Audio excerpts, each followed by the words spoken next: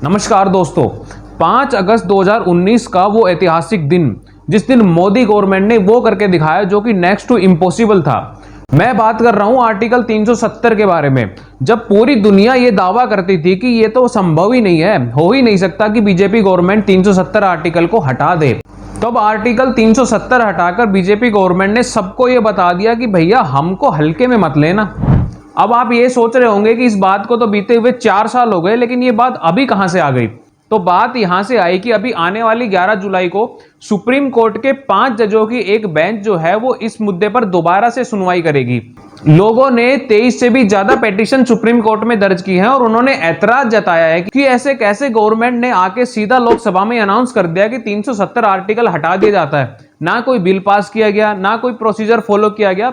तो बात यह है कि जब संविधान में कोई बिल पास ही नहीं किया गया तो आर्टिकल 370 हटा कैसे?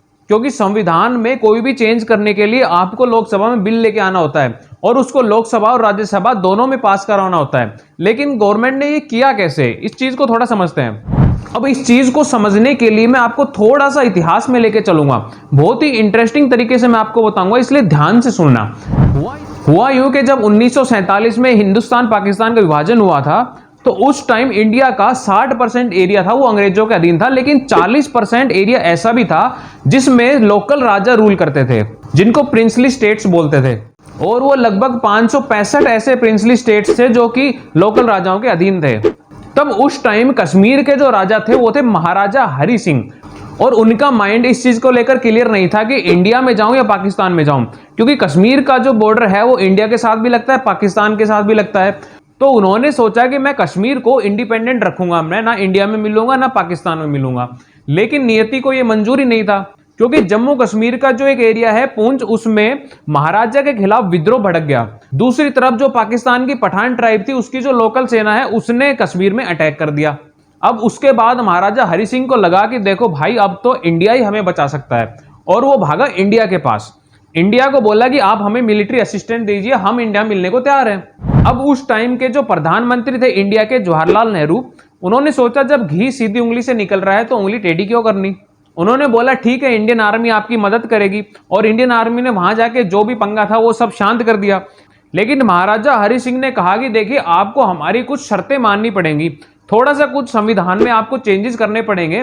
तो नेहरू जी ने बोला कि ठीक है, आप बताइए क्या क्या चेंजेस करने हैं। जिसके बाद आर्टिकल 370 ऐड किया गया था। आर्टिकल 370 जिस टाइम ऐड किया गया था वो एक टेम्परेरी बेसिस पे किया गया था कि भाई अभी के लिए शर्तें मान लेते हैं, जैसे ही टाइम थोड़ा चेंज होगा, जम्मू कश्मीर में हालात सुधरेंगे तो धीरे धीरे इसको हटा देंगे। जिसमें बहुत सारे क्लोज थे, जैसे कि जम्मू कश्मीर अपना खुद का संविधान बना सकता है, जम्मू कश्मीर का झंडा हिंदुस्तान के झंडे से अलग होगा, अगर पार्लियामेंट कोई भी लॉ जम्मू कश्मीर के लिए लाना चाहे तो उसके लिए जम्मू कश्मीर की गवर्नमेंट से परमिशन लेनी पड़ेगी, यानी कि उससे कंसल्ट करना पड़ेगा। अगर उसकी हाँ है तभी जम्मू कश्मीर में कोई लॉ पार्लियामेंट पास कर पाएगी। जिसकी वजह से पार्लियामेंट अगर कोई भी लॉ वहां पर लागू करना चाहती थी तो वहां की गवर्नमेंट उसको एक्सेप्ट ही नहीं करती थी। वहां पर किसी भी तरीके का लॉ, फॉरेन अफेयर्स का मान लीजिए, कम्युनिकेशन मान लीजिए, कोई भी एजुकेशनल बेनिफिट्स मान लीजिए, सेंट्रल गवर्नमेंट की स्कीम मान लीजिए, उन सभी के बेनिफिट्स वहां के लोगों को मिलते ही नहीं थे। और उसी आर्टिकल के चलते हुए जम्मू कश्मीर की जो असेंबली है उसने खुद का एक संविधान अडॉप्ट कर लिया और 1957 में 26 जनवरी 1957 को अपना संविधान लागू कर दिया। और इसके साथ ही 1952 में हमारे पीएम जवाहरलाल नेहरू और जम्मू कश्मीर के पीएम शेख अब्दुल्ला, उन दोनों के बीच एग्रीमेंट हुआ और आर्टिकल 35A भी लागू किया गया। आर्टिकल 370 के तहत तो जम्मू कश्मीर जो स्टेट है उसको स्पेशल स्टेटस दिया गया था, लेकिन आर्टिकल 35A में जम्मू कश्मीर के जो सिटीजन्स हैं उनके लिए स्पेशल राइट्स की बात की गई है। जैसे कि जितनी भी पॉलिसीज होती हैं स्टेट गवर्नमेंट की, चाहे एजुकेशन की हो, एम्प्लॉयमेंट की हो या स्कॉलरशिप की हो, ऐसी जितनी भी पॉलिसीज होंगी उनका लाभ जम्मू कश्मीर में रहने वाले लोग ही उठा सकते थे। दूसरा, ये आर्टिकल कहता है कि जम्मू कश्मीर के अलावा इंडिया का कोई भी व्यक्ति वहां पर जाकर ना कोई प्रॉपर्टी खरीद सकता है, ना जमीन खरीद सकता है, ना वहां पर सेटल हो सकता है। यानी कि एक तरीके से ये जो आर्टिकल है ये इंडिया के बाकी लोगों पर रिस्ट्रिक्शंस लगाता था और जम्मू कश्मीर और वहां के लोगों को एक तरीके से इंडिया से अलग कर देता था। इसलिए जम्मू कश्मीर को इंडिया से जोड़ने के लिए इन दोनों आर्टिकल्स का हटाना बहुत ज्यादा जरूरी था। देखिए, आर्टिकल 370 जो था वो टेम्परेरी बेस पर ऐड किया गया था और कई सरकारें आई, कई सरकारें गई। कुछ सरकारों ने इसको हटाने का प्रयास नहीं किया, कुछ ने प्रयास किया लेकिन वो सफल नहीं हुए। जिसकी वजह से ओवर द टाइम ये संविधान में परमानेंट बन गया।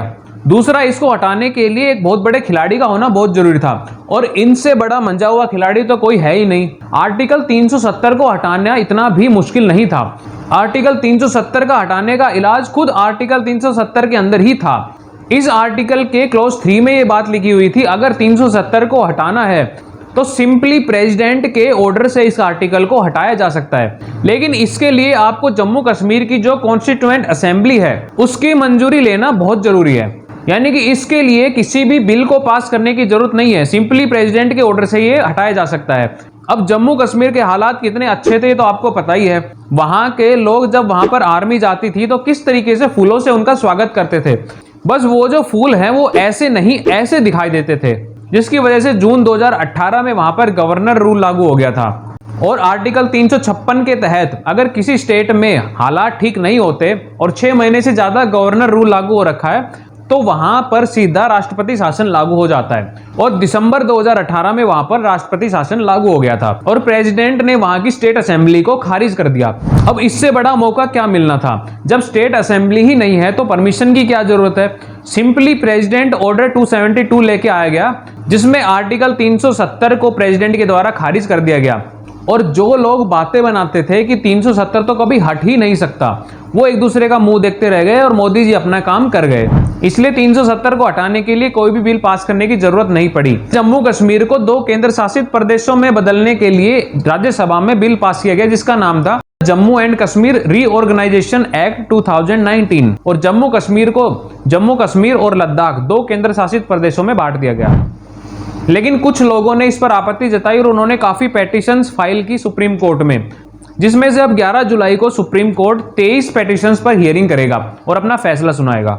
इन लोगों का यह कहना है कि आर्टिकल 368 जो है वो संविधान में हमें चेंज करने की इजाजत देता है, ठीक है, लेकिन आर्टिकल 368 ये कहता है कि अगर आपको संविधान में कोई भी चेंज करना है तो आपको पहले लोकसभा और राज्यसभा में बिल को मेजोरिटी के साथ पास करवाना पड़ेगा। लेकिन सरकार तो 370 को हटाने के लिए कोई बिल ही नहीं लेके आई, डायरेक्ट प्रेसिडेंट ऑर्डर लाए और 370 को हटा दिया।